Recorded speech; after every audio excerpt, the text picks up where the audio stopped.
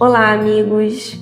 Sejam todos muito bem-vindos a mais um episódio da nossa série especial CEA Tenho Tanto para Lhe Falar. Essa série nasceu dentro da Jornada da Gratidão, uma celebração muito especial pelos 100 anos do nosso CEA. A cada encontro, conhecemos pessoas queridas que fazem parte dessa história, corações que encontraram aqui não apenas uma casa espírita, mas um verdadeiro lar espiritual.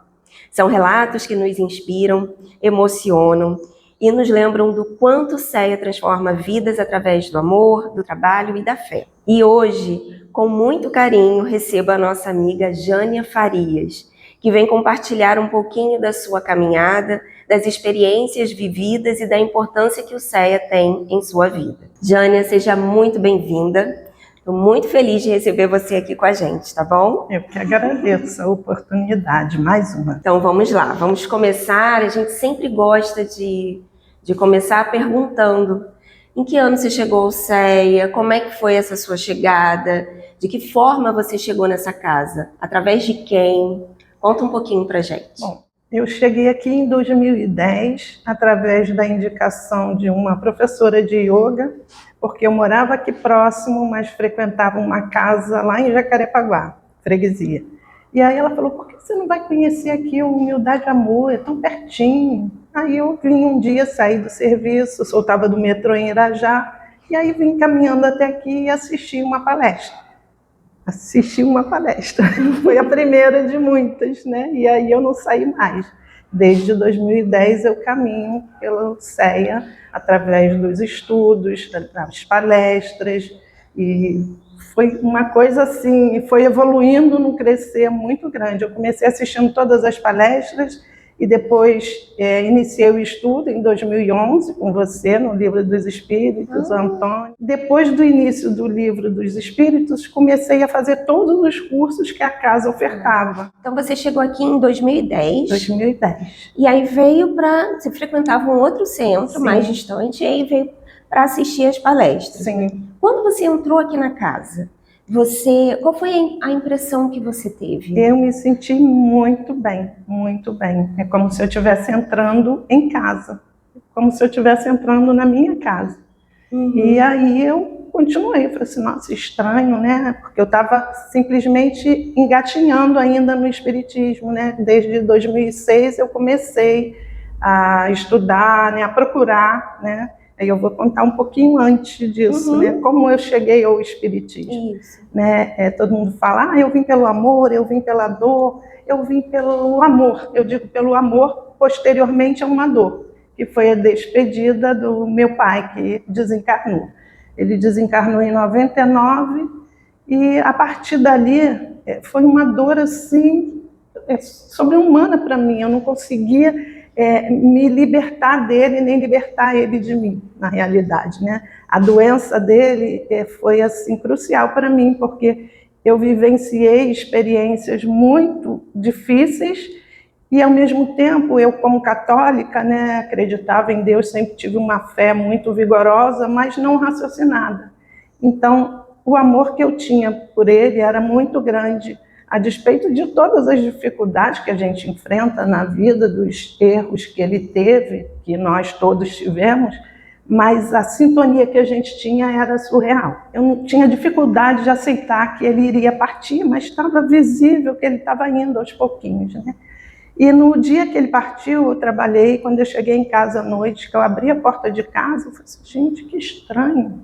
A casa, parecia que eu estava num avião que tinha entrado numa nuvem, que estava tudo nublado. E eu, gente, que estranho, pisquei os olhos. Mas estava assim mesmo, eu entrei na casa. Estava meu irmão, minha cunhada, meu pai e minha mãe. E aí eu percebi que ele estava muito mal, ele estava no balão de oxigênio, com soro, a gente, né, cuidando dele em casa, mas já estava no finalzinho mesmo. Naquele dia eu sentei, abri a Bíblia, não lembro a passagem que saiu, eu li e entreguei. Senhor, seja feita a sua vontade, não a minha. Porque de alguma forma eu estava aprisionando ele, né, se é que eu tenho esse poder. E aí naquela noite ele partiu. E aí foi uma dor assim surreal, foi uma dor surreal tempo depois também. Mas eu digo que ele me evangelizou depois de morto. Porque eu tive um sonho muito real, onde ele falava comigo sem dizer uma palavra e eu respondia sem dizer uma palavra e não conhecia nada de espiritismo. Então ele preocupado comigo, com a minha mãe, como nós ficaríamos materialmente, e eu respondia que ele não precisava se preocupar com isso, que ele podia seguir o caminho dele em paz, que nós ficaríamos bem. E assim acordei, gente, que sonho estranho, né? Que sonho. Mas enfim, foi passando. Ao longo do caminho, outros acontecimentos vieram para que eu acordasse, despertasse e buscasse entender o que estava acontecendo. O último, que foi assim crucial, foi num aniversário meu, que as pessoas mandavam telemensagens, né? E eu recebi um homem ligou, você pode ouvir a mensagem? Eu posso. E aí começou a mensagem e eu fiquei assim... Gente, porque a mensagem era um pai passando para a filha. O final foi assim, marcante. A mensagem dizia assim, que ele tinha sido muito feliz por ter sido o meu pai. E aí o homem veio, e aí ouviu a mensagem, eu, gostou da mensagem? Eu, Você sabe quem mandou? Eu falei assim, não, ele é claro que você sabe, e desligou. Nossa! Aí eu, gente, o que é isso? Que coisa estranha, que brincadeira de mau gosto que fizeram comigo. A partir desse fato, eu fui, né, eu já estava lendo alguns livros espíritas, e aí a minha amiga me indicou essa casa em Jacarepaguá, que é tipo a nossa aqui, e aí eu fui assistir uma palestra, e fiz o tratamento, comecei a estudar, mas aqui eu comecei a entender, né, estudar mais profundamente a doutrina, né, nos livros de André Luiz, e entender tudo o que acontecia comigo, essas conexões, essas sensibilidades, né, o que era aprender a ouvir as intuições, aprender a entender o que era isso, o que acontecia, e transformar isso para o bem, para o meu bem e para o bem do meu entorno, das pessoas com quem eu convivo. Sim. Então, eu cheguei aqui através desse amor que não tem fim, não tem morte, não existe, né? A morte é da matéria, o espírito continua, a conexão ela se estabelece onde quer que a gente esteja. Então, o amor me trouxe a doutrina, que me esclareceu e me libertou da ignorância daquela dor que eu tive com a separação do corpo físico dele, né? Ele me provou que o corpo espiritual continua vivo e unido, né? E isso foi extremamente gratificante e libertador, né? Libertador dessa dor. Perdi minha mãe recentemente, em 2023, tive 3 perdas assim, março, foi totalmente abril diferente, né? e setembro. Totalmente diferente. Então eu digo que meu pai morreu, a minha mãe desencarnou. Foi outra ótica, outro enfrentamento, outra forma de ver, de vivenciar o luto. É difícil a gente se separar, né, da matéria, mas o entendimento espírita, nossa mãe. Sim, e é interessante você trazer isso, porque muitas pessoas, né, todos nós vivenciamos essa despedida, né, dos nossos amores. Alguns mais intensamente, outros de uma forma mais serena, mas a dor, a saudade, o luto, ele está sempre presente, né? E o que você traz, assim, é tão importante, porque a gente também consegue perceber a diferença quando a gente adquire o conhecimento. E não precisa ser muito, né? Quando a gente adquire o conhecimento de que a morte não existe, né? Só da matéria, mas aquele amor, ele continua vivo. O Espiritismo traz esse conhecimento para a gente, ele traz através do estudo das obras de Kardec, de André Luiz, é bem esclarecedor para a gente essas questões. Então, é só a gente estar atento, olhar no nosso dia a dia, nas nossas próprias experiências, que a gente vê a doutrina acontecendo ali diariamente. Você vê os fatos que você vivencia explicados na doutrina. Então, facilita o nosso caminhar pela vida. Às vezes as pessoas falam, mas você não vai sofrer? Não, existe a dor, mas esse sofrimento que a gente prolonga, ele já não está mais tão presente. né? E a gente até se cobra às vezes, porque eu me cobrei na morte da minha mãe, porque eu não derramei uma lágrima no velório, né? E alguns dias depois gente, eu não vou chorar, eu estou com algum problema. Eu conversei até com a minha terapeuta, eu estou com algum problema, eu não chorei, né? E assim, mais à frente teve um momento que aí veio aquela coisa aí, destravou, né? E pronto, passou, mas foi algo assim bem sereno, bem... minha mãe era muito católica, né? Então o padre que foi ao velório fazer, né, lá, o trabalho que ele faz, quando ele chegou a gente já estava reunido, né, em oração, cada um fez da sua forma, tem a parte católica, rezamos o terço e tal.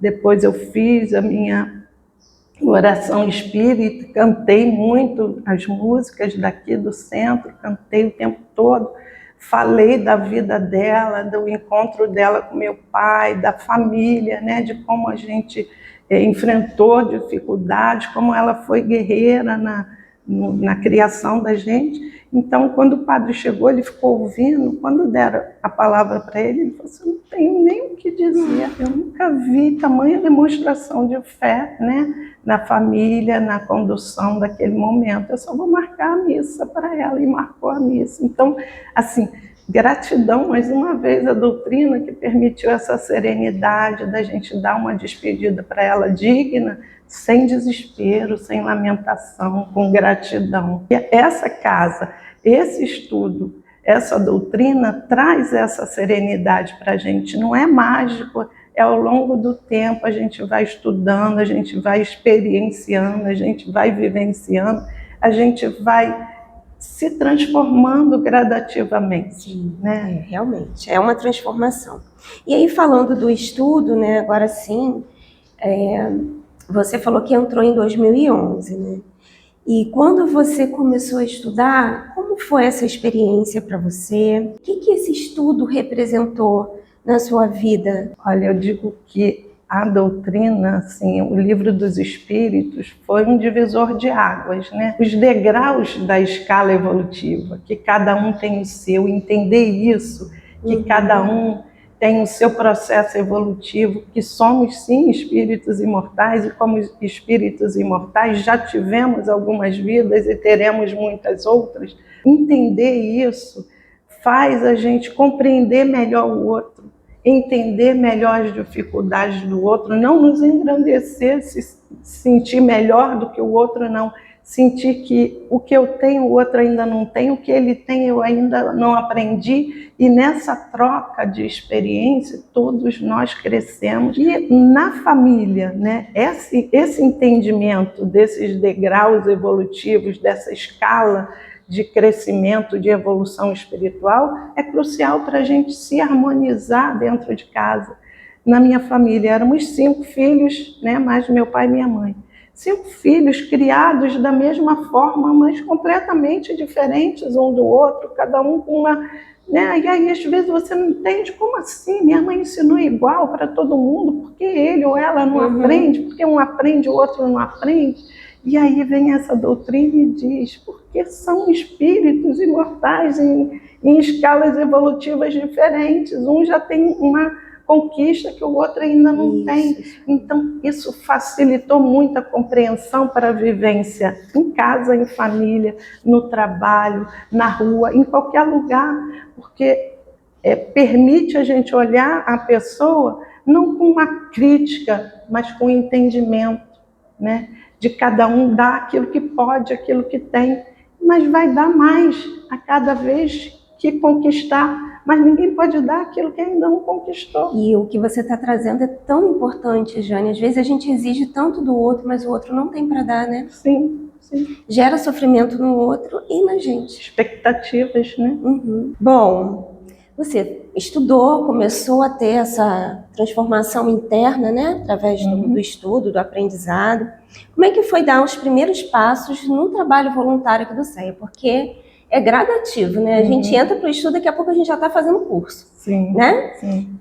Quais foram seus trabalhos aqui dentro da casa? Como eu te falei, eu com a sede de conhecer uma casa desse tamanho, né, com tantos trabalhos, eu queria conhecer. Então, à medida que iam ofertando os cursos, né, do DIS, do DAPS, do PASSE, da doutrinação, eu fiz todos. Eu fui fazendo todos os cursos para conhecer. Quando eu fiz o do DIS, né, que eu terminei, não sei se foi o primeiro já, quando eu terminei, aí eu falei assim, nossa, eu chego aqui à noite para o estudo é às 8, eu chego às 6, dá para fazer um trabalho de 6 às 8, né? Aí eu me disponibilizei para fazer o trabalho no DIS. E fiquei, nem sei quanto tempo lá, até quando eu assumi outro no DAPS, né? Depois, a minha ideia, depois que eu me aposentasse, era participar do trabalho voluntário do DAPS, diretamente com as famílias assistindo. E aí eu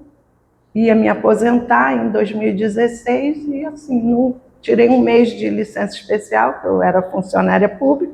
Nesse mês já da licença especial eu vim aqui, falei com a Maísa, já tinha feito todos os cursos e comecei a trabalhar no Preparando a Terra, que estou até hoje. Nem sei quanto tempo, já 2016, já vai fazer 10 anos. Quase 10 anos. Aí fiquei no DIS e no Preparando a Terra, nos dois. Preparando a Terra dei uma parada e fui para a orientadora de família. E aí depois acabou esse trabalho, veio a pandemia, aí teve aquelas mudanças todas. Quando retornou, voltei para o Preparando a Terra e estou lá até hoje, no Preparando a Terra. Eu amo, adoro esse contato com elas, né? Essa troca de energia, de experiências, de entender, de olhar para o outro, de entender a dor. Eu estou aprendendo o que é ajudar, né? Aqui com o trabalho que a casa faz. E esse aprendizado é para a vida. Então, assim, até a minha história de vida favorece esse entrosamento, porque a minha história de vida foi essa vida difícil. Eu digo, minha mãe esteve em muitos bancos de ceia do caminho para obter ajuda para a gente, né, prosseguir na nossa caminhada com dignidade. Trabalhou muito, né, buscou todas as alternativas que ela tinha para ajudar o meu pai a manter a casa, a família. Então, todos nós podemos e devemos fazer esse movimento, esse caminho. Com certeza. Né? Existe alguma história nesse período que você está aqui, desde 2010? Alguma história bonita, alguma história marcante dentro do CEA que você gostaria de dividir com a gente? Tem algumas, né? Mas assim, uma que eu trabalhava no DIS nessa época, era uma quinta-feira, como eu falei. Aí chegou uma moça que ia fazer a palestra. E ela chegou lá, o Zé Rezende estava, ela queria aquela guilhotina para cortar uns papéis, que ela queria fazer ali um trabalhinho para a reunião que ela ia fazer. Aí o Zé Rezende falou, olha, tem uma aqui, vamos ver se funciona. Aí foi com ela, né, lá para dentro da salinha, para ver a guilhotina, ver se conseguia fazer aquele trabalho ali. Eu estou no balcão, chega um homem para fazer uma doação. Ele traz uma guilhotina zerada, novinha, e doa. Eu trouxe para doar. Eu peguei a guilhotina, fui lá Zé Rezende, olha o que eu acabei de receber. Ele pegou o material e rapidamente ele conseguiu fazer tudo o que a moça queria para a palestra que ela ia realizar. Isso eu fiquei, meu Deus, como assim? Essas coincidências aqui no CEA. Como assim? Não tem coincidência nada. Um outro fato, assim, que um palestrante que ia falar numa quinta-feira também ligou avisando que tinha tido um problema sério, que ele não ia poder chegar para a palestra. E aí eu recebi o telefonema na hora, né, e tal, e o colega estava atendendo uma outra pessoa no balcão. Quando eu terminei de falar com a pessoa, e ia ligar para o Antônio Augusto para avisar, aí o rapaz que estava em pé, que era o Emerson, na época, é um palestrante aqui da casa também, ele falou assim, olha, eu tenho essa palestra pronta aqui, se quiser eu posso fazer. Aí logo chegou o Antônio Augusto, eu falei assim, olha, eu tenho um problema e tenho a solução, o que você quer primeiro? Bom, a gente está terminando, e aí eu queria perguntar para você, né, em relação ao CEA, o que ele representa para você em uma palavra? Oportunidade. Aqui você tem oportunidade de estudar, de se esclarecer, de aprender, de exercitar através dos trabalhos voluntários, da caridade, que você pensa que está fazendo para o outro, como eu pensava quando comecei a fazer as que eu faço hoje.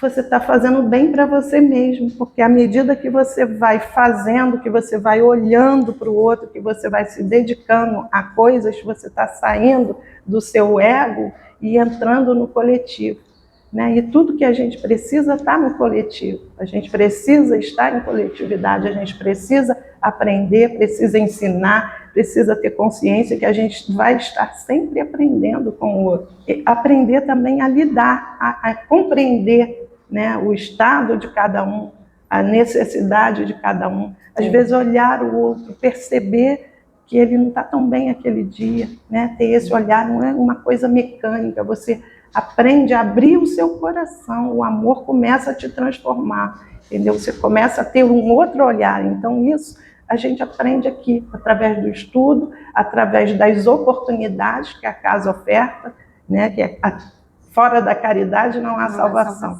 Então a casa tem vários trabalhos que a gente pode exercitar essa caridade, né, com o próximo e conosco. Sim. Né? E a partir daí a gente transformar o mundo, como diz o Juarez, né, através de nossas próprias renovações. Se você pudesse deixar uma mensagem, você falou tanto dessa dor, né, da despedida.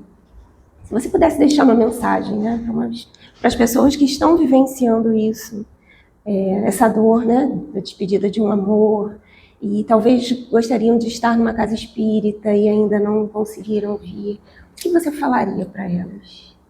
Vem ontem, não vem hoje não, vem ontem. Procura uma casa próxima, né, que seja possível para você, vá, busque esse conhecimento, busque esse estudo, busque se esclarecer, porque só o estudo e o esclarecimento que vai te libertar dessa dor, desse sofrimento, que não é necessário. Não é necessário. Muito pelo contrário, essa dor e esse sofrimento muitas vezes prejudica o amor que partiu.